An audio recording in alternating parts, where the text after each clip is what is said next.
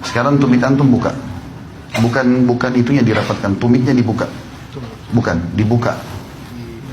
Afwan. Ya ini dibuka. Nah, seperti itu. Jadi kalau lagi ngatur shaf, kakinya jangan seperti kipas begini. Tetapi ini tumitnya dibuka dan ukurannya ukuran standar pundak ini ukuran standar. Ya. Maka telapak kaki antum buka seukuran itu saja. Tidak usah masuk ke shaf orang di sebelah. Ya. Ini serius memang karena kadang-kadang ada orang badannya kecil kakinya besar gitu kan. Atau dia ikuti sejadahnya. Nah ini manfaatnya kalau kaki rapat begini, otomatis betis juga ketemu, pundak pun ketemu. Ini yang masuk dalam hadis Nabi SAW. Siapa yang sholat seperti ini tidak akan dimasuki oleh syaitan di antara safnya. Sebagaimana Nabi SAW mengatakan, rapatkan dan luruskan saf kalian, jangan buat ada celah buat syaitan. Karena kalau dia ada, dia akan mengganggu sholat. Oke? Sekarang antum balik ke sana, balik ke teman-teman supaya dilihat tata cara sholatnya. Coba takbir Allahu Akbar seperti yang kita sudah pelajari. Ya, ininya dihadapkan ke depan, ini rapat ya. Ini jarak kurang lebih 1 jengkal dari sini. Tidak usah dikakukan tangannya. Coba, ya, ininya juga sejajar sama ini atau sejajar sama kuping. Ini nggak usah ikut pundaknya, tangannya aja. Ya, antum nggak usah takut, saya tidak hukum. Coba dilenturkan saja, lihat saya, dilenturkan saja tangannya, tak usah kaku. Ini semuanya ke depan dan rapat, sejajar dengan pundak atau sejajar sama kuping, ya. Ya, ini ujung kuping. Dan ini standar tadi saya bilang, ini standarnya. Takbir, kalau mau ruku juga Allahu Akbar, ya. Kalau mau sujud juga sama nanti. Sudah? Sekarang letakkan di dada, rasa takbir. Ya, di ulu hati saja. Ya. Ini cara yang pertama adalah punggung kanan ketemu sama punggung kiri. Kemudian cara yang kedua, pergelangan kanan memegang pergelangan kiri, digenggam. Genggam begini. Ya, seperti ini betul. Ini digenggam. Ini cara yang kedua. Ini biasa saja, antum biasa saja. Ini pundak jangan ikut ya. Jadi tangan kita saja. Pundak tetap biasa. Allahu Akbar seperti ini. Atau Allahu Akbar ini lebih jauh sedikit, ya. Ya, pundak tidak usah ikut, ini saja. Baik, sekarang ruku coba.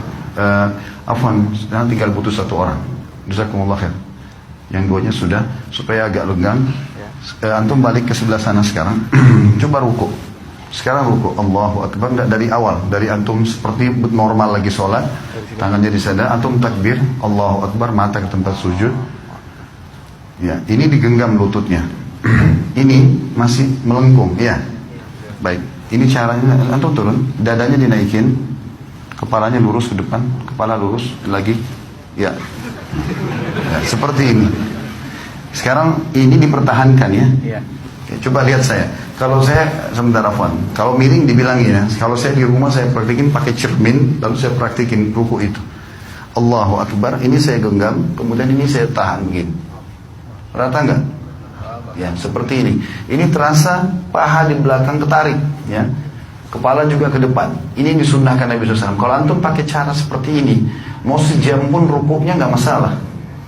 Jangan turun, jangan juga naik begini, ya. Seperti ini, dan perhatikan siku ini jauh dari tulang rusuk, ya. Dan ini ditekan, ini kita tekan ke dalam. Saya sekarang tekan ke dalam dan paha saya ketarik. Coba foto. Ya, ruku Allahu Akbar. Ya, ini sudah mulai. Tinggal Afwan, kepala antum, tidak usah lihat ke beliau. Dagunya turun lagi, ya, gitu. Oke, ini masih naik lagi, jangan naik. Nah, gitu. Nggak usah lihat orang, lihat tempat sujud. Oke, baik. Kurang lebih seperti itu ya. Nah, cara praktik ini penting karena Nabi SAW ruku seperti ini. Dan beliau dikatakan kalau taruh bejana tidak tumpah, ya. Sama dengan kalau bangun juga begitu dari ruku. Kembali ke awal. Begitu bangun dari ruku, Allahu Akbar, kita bangun, Sami Allahu liman hamidah. Mata jangan kemana-mana, tetap bersujud. Ini tadi bisa 2 cara, bisa seperti ini, atau diletakkan di sini ya. Ada yang belum kita pelajari tentang masalah sujud, tapi saya akan praktekin sekarang. Sudah, jazakallah khair. Kalau mau ikut sama anak sebentar bisa. Sujud ini ada dua cara. Bisa turun lutut dulu, baru telapak tangan, atau telapak tangan dulu baru lutut. Dua-duanya bisa.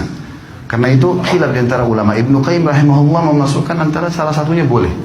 Tergantung keadaan ya. Cuma yang perlu diperhatikan, kata Nabi SAW, aku diperintahkan sujud dengan 7 anggota tubuh. 7 anggota tubuh. Satu itu dahi sama hidung. Maaf, biar hidung antum merasa pesek, tetap harus kena tempat sujud. Tidak boleh kepalanya begitu, ya, sehingga hidungnya nggak kena. Ini satu paket. Kalau nggak sah ini. Ini satu paket. 1, kemudian 2, 3. Jadi ini sudah 2 telapak tangan sama dahi ini, berarti 3. Lutut 2, berarti 5. 2 telapak kaki, 7. 7 anggota tubuh ini. Nah, caranya adalah Nabi SAW, kata Ibnu Mas'ud, kami dilarang oleh Nabi SAW untuk sujud seperti anjing sedang duduk. Perhatikan kalau anjing duduk, sikunya kesentuh tanah kan? Antum tidak boleh sentuh tanah. Tulang ini, siku nggak boleh kena ke tulang rusuk, ya. Dan usahakan ada jarak antara perut kita, paha sama siku ini. Kira-kira jarak di mana antum bisa merasa nyaman bernafas. Karena pada saat sujud kita butuh sirkulasi udara supaya bisa lama. Saya coba praktikin, anggap saja ini cuma contoh kalau kiblat ke sana. Sami Allahu liman hamidah, maka pada saat turun bisa 2 cara. Cara yang pertama adalah kita turun biasa saja, meletakkan lutut di sini, kemudian mengambil jarak kurang lebih 1 siku ini ya. Di sini 1 siku ini jaraknya, baru meletakkan tangan di sini. Tangan itu seperti ini ya kondisinya, seperti tadi orang takbir, Allahu Akbar, lalu letakkan kepala. Yang perlu diperhatikan adalah telapak kaki juga harus rapat. Saya menghadap kiblat sekarang. Afwan. Pada saat turun ini, kemudian letakkan jarak seperti ini, baru Allahu Akbar. Jangan begini ya, terlalu dekat sehingga tidak bisa bernafas. Atau ada juga orang terlalu jauh. Tapi anjuran ulama adalah 1 siku dari lutut kita, kurang lebih jaraknya begini. Ini kita letakkan telapak tangan di sini. Dan rapat semuanya seperti ini ya. Atau cara yang kedua itu adalah telapak tangan dulu yang turun. Telapak tangan dulu yang turun, maka tata caranya tidak boleh seperti unta duduk. Tidak boleh seperti unta duduk. Saya akan kasih contoh, walaupun saya bukan unta. Maka cara untuk, kalau tadi kan lutut dulu sederhana cuma turun begini ya. Sekarang kalau mau telapak tangan dulu, maka caranya adalah turunkan badan dulu seperti mau turun lutut tadi. Misalnya sudah dekat, baru kemudian letakkan telapak tangan ke depan. Seperti ini. Ya. Yang dilarang itu seperti unta itu kalau orang turun begini. Ya. Begitu juga dia pada saat berdiri. Orang berdiri dari sujud nggak boleh begini, ya. Tetapi dia duduk dulu, ya. Saya ulangi. Jadi kalau orang turun sujud yang kedua, kita turun seperti agak mendekati tempat sujud, kemudian baru letakkan telapak tangan ke depan, barulah kita sujud, ya. Duduk di antara 2 sujud, menegakkan seluruh ruas tulang belakang sampai terasa dada terbusung ke depan. Jari-jari tetap rapat, ujung jari-jari berada di ujung paha. Kemudian kita sujud lagi, Allahu Akbar. Setelah itu pada saat mau berdiri, duduk dulu. Sunnah Nabi SAW duduk dulu, duduk seperti ini. Dan ada 2 cara. Cara yang pertama, menekan paha untuk berdiri ke atas, atau menggenggam telapak tangan, ditekan lantai untuk menopang tubuh ke atas. Jadi topang ini saja ke atas, ya, seperti ini. Dan kita tidak boleh sebagaimana tadi saya bilang berdirinya seperti unta itu, ya. Terakhir tinggal masalah tahiyatnya saja. Tahiyat ini khilaf di antara ulama tentang 2 jenis duduk. Namanya iftirash atau tawarruk. 2 ya. Iftirash atau tawarruk. Apa itu iftirash? Iftirash itu duduk seperti di antara 2 sujud. Itu namanya iftirash, ya. Kalau tawarruk, warak itu artinya bokong. Kita meletakkan bokong kita di tanah. Nah, ini khilaf ulama. Kapan dikerjakan iftirash, kapan dikerjakan tawarruk? Imam Syafi'i rahimahullah berkata, duduk tawarruk tahiyat seperti ini, yang kita duduk, ya, seperti ini. Ini namanya tawarruk karena bokong kita duduk di tanah. Ini kata Imam Syafi'i rahimahullah dikerjakan setiap kali mau salam. Mau sholatnya 1 rakaat saja, mau 2 rakaat, seperti misalnya witir 1 rakaat. Ya tetap aja antum duduknya pada saat tahiyat, karena mau salam tawarruk. Ya. 2 rakaat juga seperti sholat sunnatul fajr atau sholat subuh, sama tawarruk. Nanti lebih dari itu pun, misalnya rakaat maghrib 3 rakaat atau isya 4 rakaat, semuanya kalau mau salam tawarruk. Kalau jumhur ulama Imam Ahmad dan Imam Malik mengatakan tidak. Kalau sholat di bawah 3 rakaat, seperti witir 1 rakaat atau sholat sunnatul fajr 2 rakaat, walaupun mau salam duduknya iftirash, duduknya seperti ini. Tawarruk itu hanya dikerjakan duduk yang seperti ini.